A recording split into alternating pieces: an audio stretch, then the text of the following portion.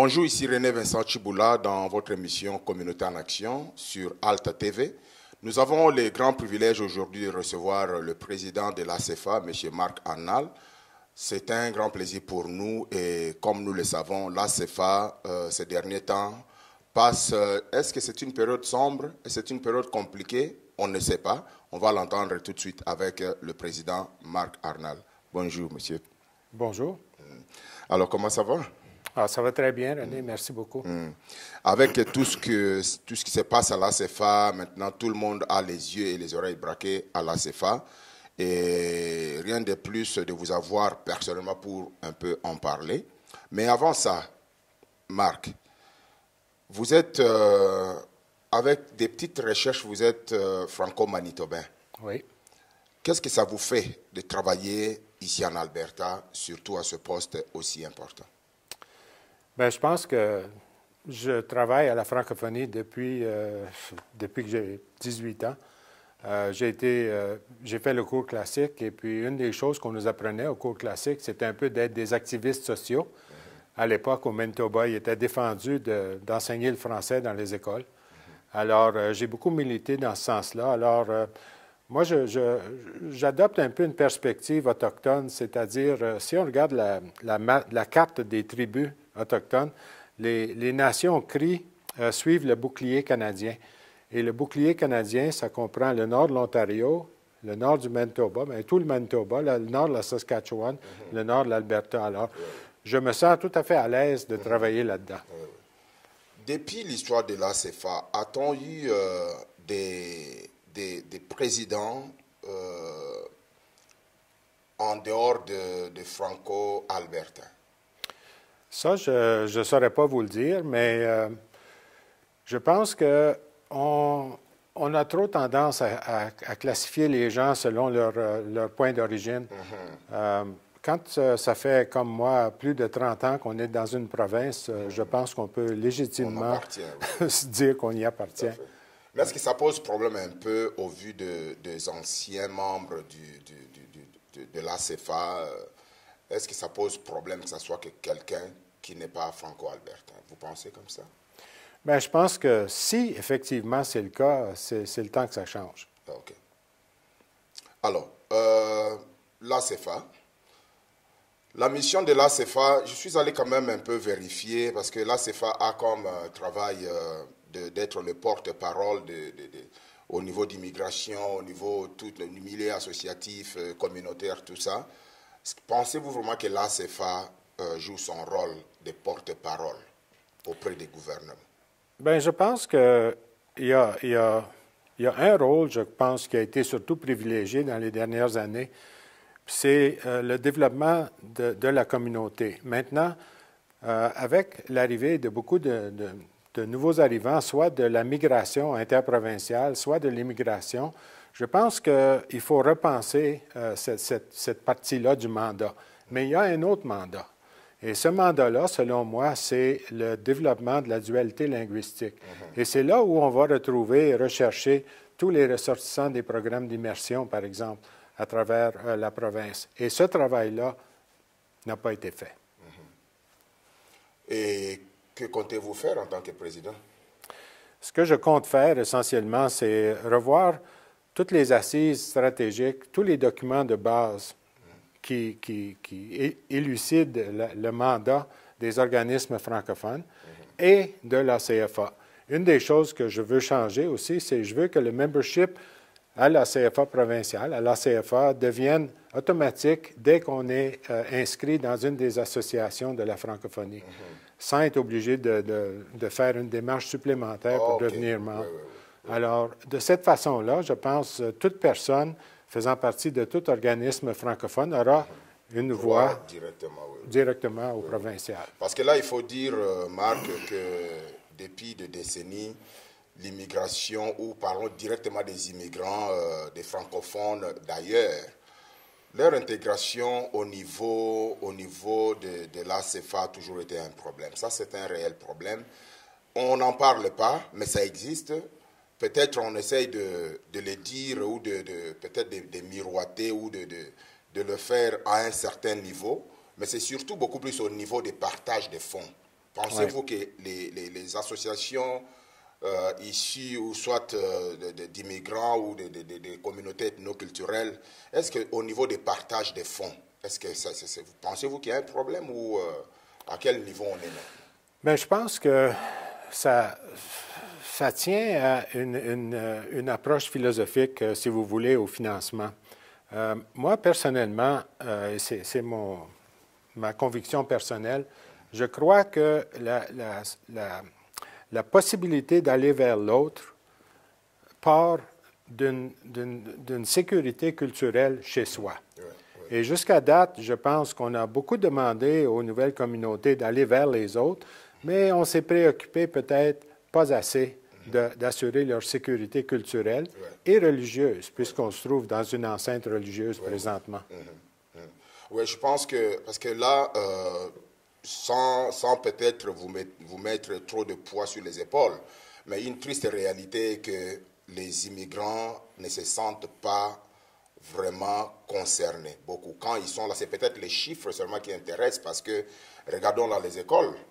Si aujourd'hui, par exemple, les immigrants francophones issus d'autres pays, si c'est décidé de créer un centre scolaire à eux, que deviendra le centre scolaire que nous avons ici, francophone? Pensez-vous qu'une telle éventualité peut arriver? Je pense qu'encore là, c'est une question de comment on entrevoit la création d'une grande communauté. Moi, je pense que ça part de la sécurité culturelle.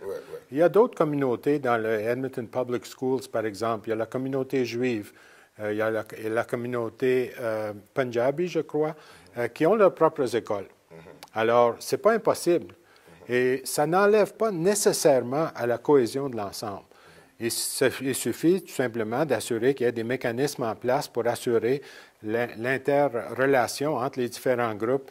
Mais je pense qu'on doit se soucier beaucoup plus qu'on ne l'a fait à date de la sécurité culturelle des individus et évidemment la sécurité financière, l'accès à des emplois en français ou autrement.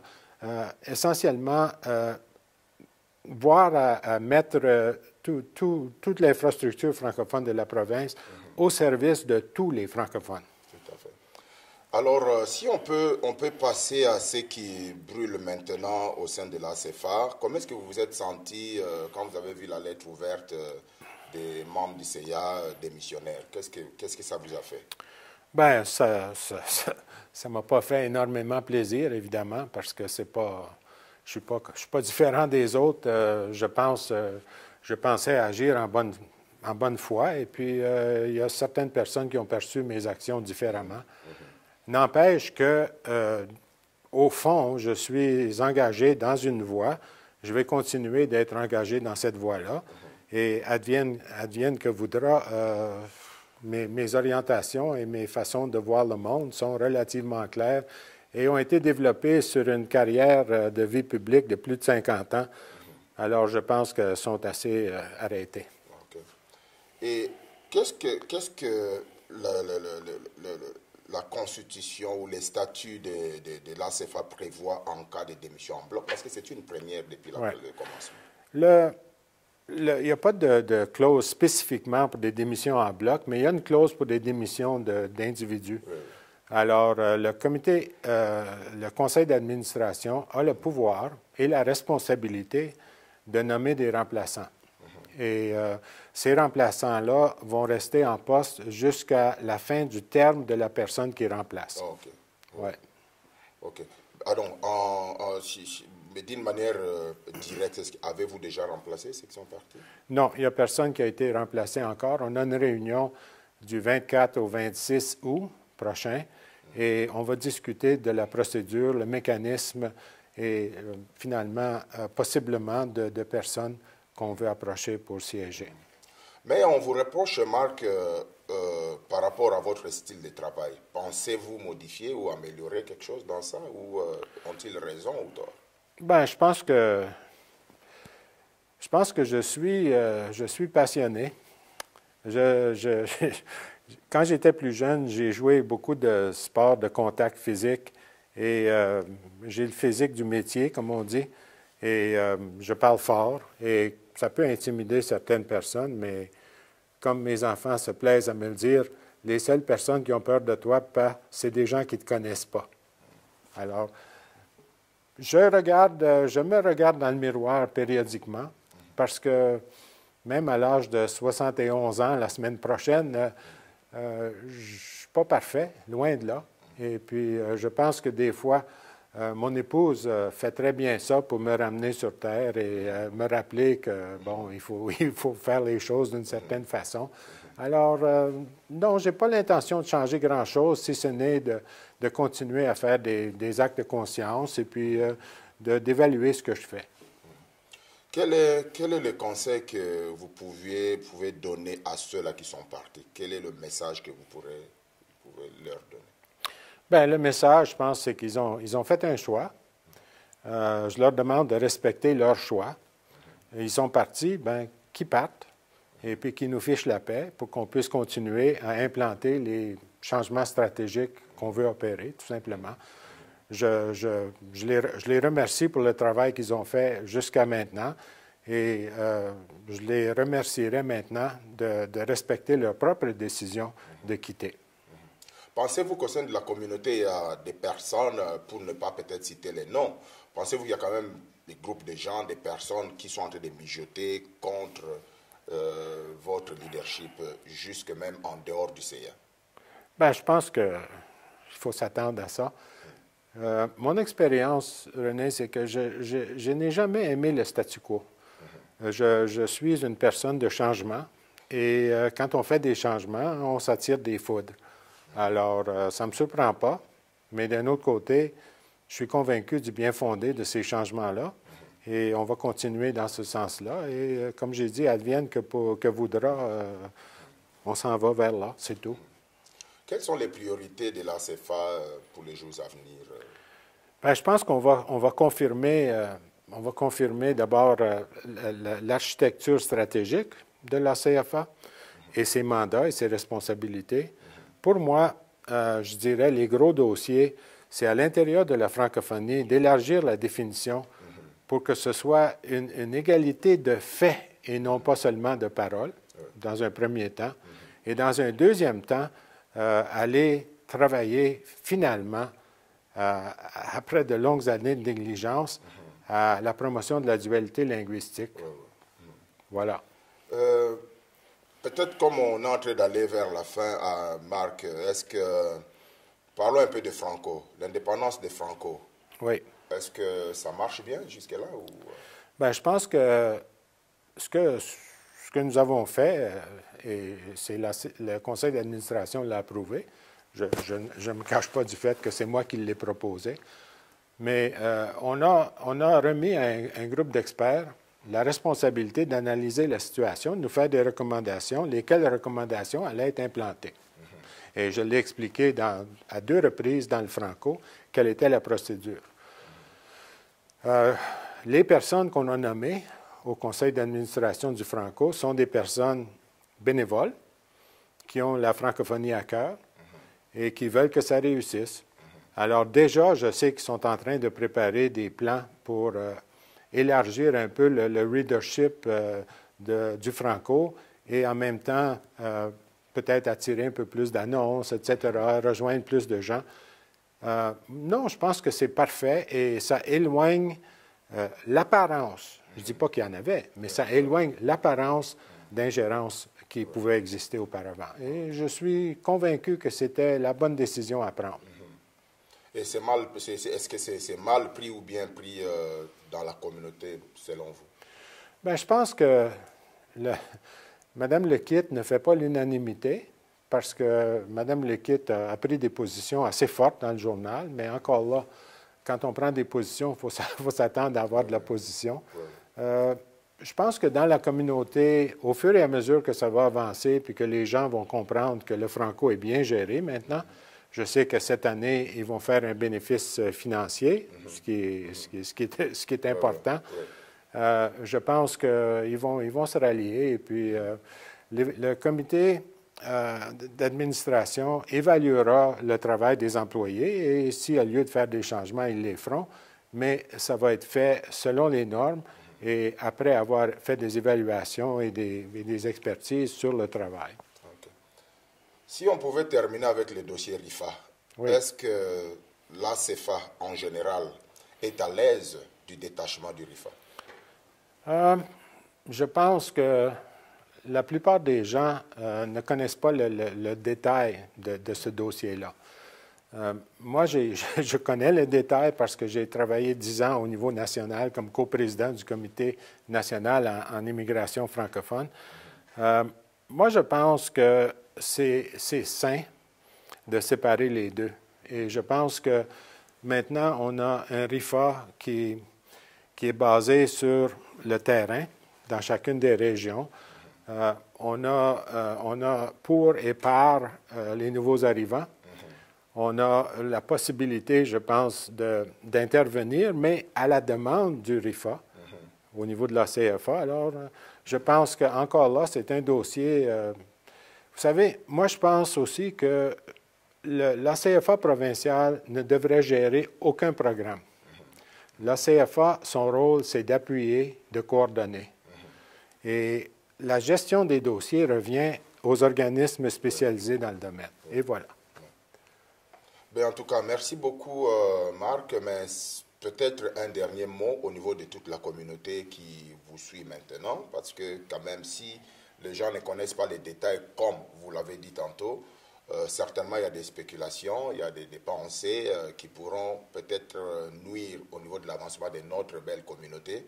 Est-ce que vous avez un message pour les gens qui vous regardent dans la communauté francophone ici à Edmonton et en Alberta en entier? Le message que j'aurais, c'est de ne pas oublier que le caractère civique du Canada, qui est respecté partout dans le monde, n'a pas été formé par accident. C'est le produit d'un compromis, si on veut, fondamental entre les anglophones et les francophones.